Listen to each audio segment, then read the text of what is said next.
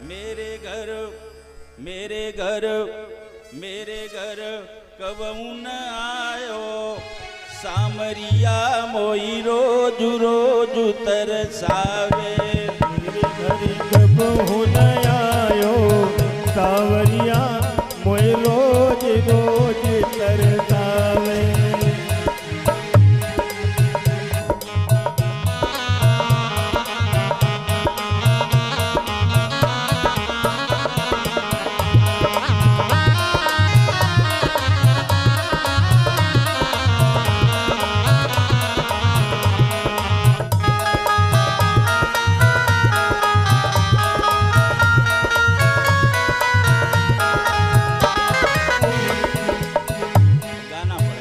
थोड़ा गाना पड़ेगा। आप लोग जब गाएंगे तो अच्छा लगेगा। पहले दिन की कथा है, सुर समझेंगे, साज का सुर समझेंगे, तब कथा समझ में आएगी जब ध्यान से सुनेंगे। मेरे घर कब न आयो सामरिया मोई रोज रोज तरसावे। मेरे घर कब न आयो सावरिया मोई रोज रोज तरसावे।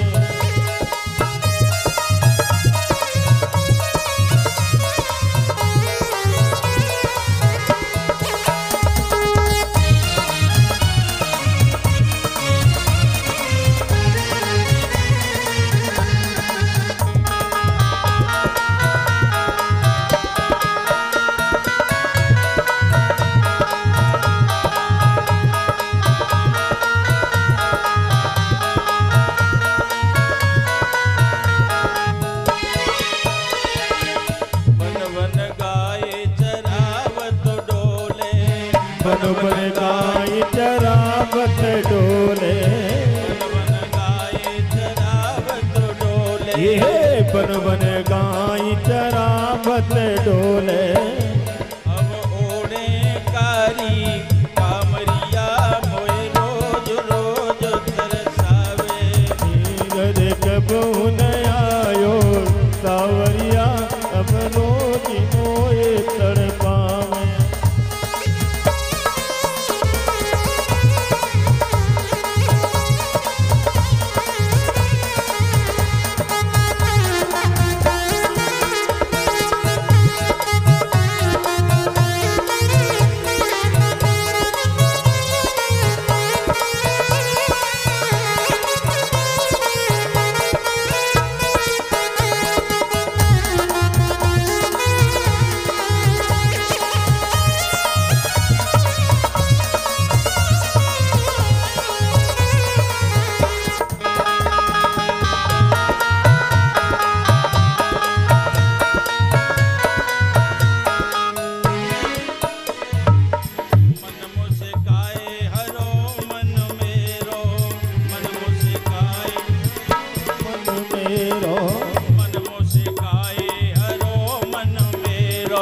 मन मुस्काए है रो मन मेरो। अब मीठी बजा के बांसुरिया मोए रोज रोज तरसावे। मेरे घर कब न आयो सावरिया मोए रोज रोज तरसा। हाथ ऐसे करने पड़ेंगे, थोड़ी तालियां तालियां ऐसे करके सावधान होके थोड़ी तालियां, थोड़ी तालियां। तब मस्ती में जब कथा में आनंद आएगा जब आप थोड़ी तालियां बजाएं।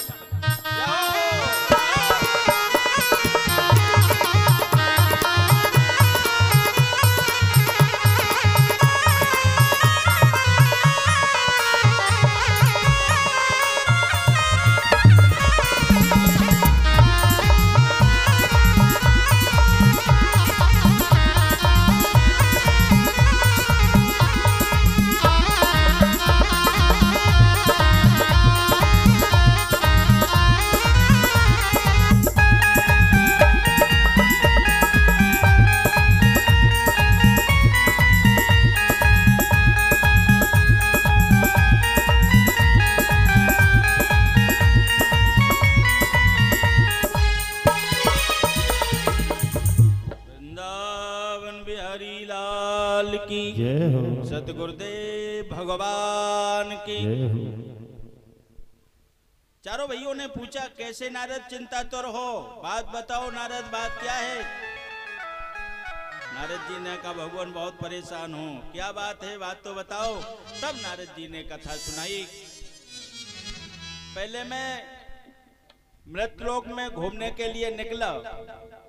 मैंने घर घर में देखा, घर घर में महाभारत है। भाई भाई का प्रेम नहीं, बाप बेटे का प्रेम नहीं, पति पत्नी का प्रेम नहीं, दौरानी जेठानी का प्रेम नहीं। दौरानी जेठानी को नहीं देखना चाहती है, जेठानी दौरानी को नहीं देखना चाहती है। बाप बेटे से परेशान है, बेटा बाप से परेशान है। घर घर में महाभारत हो रहा है। माँ बाप के पास अपार संपत्ति है। जब तक तिजोरी की चाबी माँ बाप के पास है तब तक रोटी, और तिजोरी की चाबी बेटा और बहू के हाथ में गई तो बाप की चारपाई या तो खेत की मेड़ पे या फिर किसी तीर्थ स्थान में चले जाओ। जब तक रोटी है माँ बाप को, जब तक चाबी हाथ में नहीं है, और जिस दिन चाबी हाथ में आ गई और उसी दिन माँ बाप की चारपाई या तो खेत की मेड़ पर झोंपड़ी पड़ेगी और या किसी तीर्थ में जाना पड़ेगा। ये घर घर में महाभारत हो रहा है। बाप ने खूब माल कमाया, माँ ने खूब मेहनत की, बेटे का विवाह कर दिया, बहू घर में आ गई। घर में कोई काम करते हैं तो माँ बाप की सलाह नहीं ले रहे। पिताजी ये काम ऐसे होगा, कोई सलाह नहीं। सलाह किसकी ली जा रही है? ससुराल से साला बुलवाया जा रहा है और साले की सलाह ली जा रही है। चाल को बुद्धिदायिका, साले की सलाह ली जा रही है। मैं बहुत परेशान हो गया। मैंने सोचा चलो संतों के आश्रम देखे लेते हैं। भगवान जितना पहले त्यागी होता था उतना बड़ा संत माना जाता था, लेकिन आज ये आश्रम किसका है? मौनी बाबा का, जहां बहुत शोरगुल हो रहा है। आश्रम किसका है? मौनी बाबा का। ये बंगला किसके हैं? बोले त्यागी जी महाराज के। और ये बच्चा किसके हैं? बोले ब्रह्मचारी जी महाराज के।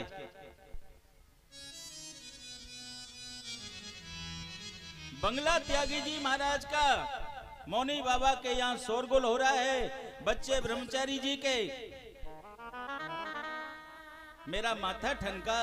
मैं वृंदावन में पहुंचा और धीरे धीरे कहा, जमुना के पावन पुल पर मैंने एक युवती को रोते हुए देखा।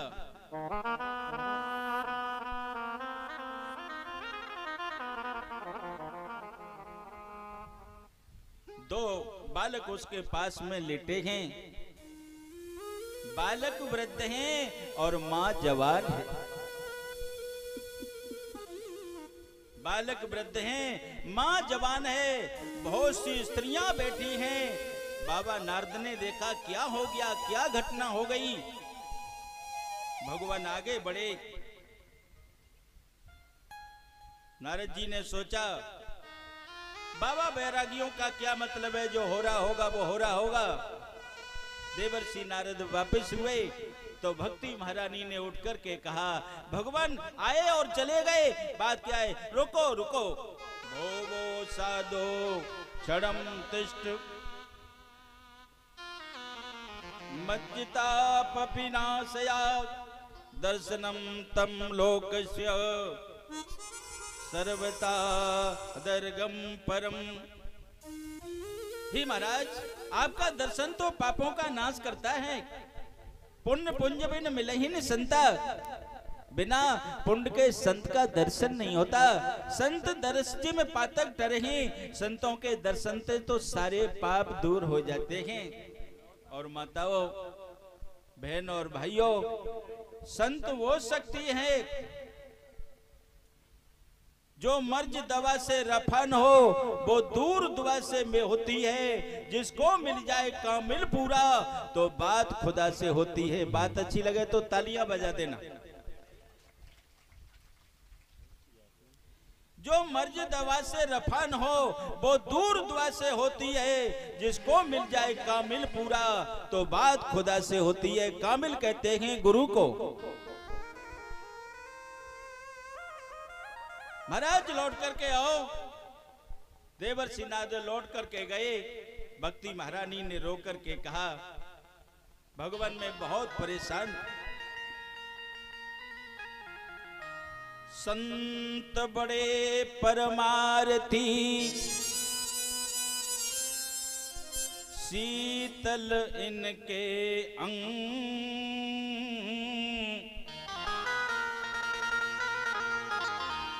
तपन बुझावे और की दे दे अपनों संग। भगवान संत बड़े परमार्थी होते हैं। संत बड़े हृदय के मक्खन के समान होते हैं। संतों की बड़ी विचित्र महिमा है। संत संत होता है। संत की जो भावना है वो विचित्र भावना है। बहन और भाइयों, संत का हृदय नवनीत के समान होता है, मक्खन के समान होता है। संत को कोई कड़वी बात कहे कोई फर्क नहीं। संतों का मतलब है दूसरे का कल्याण करना। भगवान मैं भक्ति हूं। एम भक्ति रीति ख्यातो एमऊ में तनयो बवो, ज्ञान वैराग्य ना मानो काल योगे न जर्जरो। मैं भक्ति हूं। ये मेरे दो बालक हैं। बात साफ पहुंच रही है आपके पास? बात समझ में आ रही है? मैं भक्ति हूं, मां भक्ति है और बेटा ज्ञान और वैराग्य। हम दोनों जर्जर हो गए हैं। मां जवान है और बेटा बुढ़ा है। मां जवान हो और बेटा बुढ़ा हो तो उस मां का क्या हाल होगा? नारद जी के पैर पकड़ लिए, भगवान मेरे ऊपर कृपा करिए, मेरे दोनों बेटाओं को जवान कर दीजिए और मुझे बुढ़ा कर दो। नारद जी ने कहा, देवी मैं उपाय करता हूं और उपाय से काम चल जाएगा तो मैं जरूर आपके बेटों को जवान कर दूंगा। बोल कृष्ण भगवान की।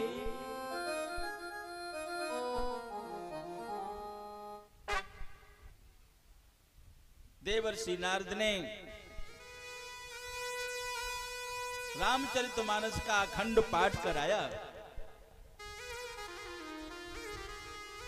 कोई फर्क नहीं पड़ा। वेद वेदांत की कथा सुनाई, कोई फर्क नहीं पड़ा। अखंड कीर्तन कराया, कोई फर्क नहीं पड़ा। और जब कोई फर्क नहीं पड़ा तो आकाशवाणी हुई, अरे नारद जी कोई संत तुम्हें ये मार्ग बताएगा।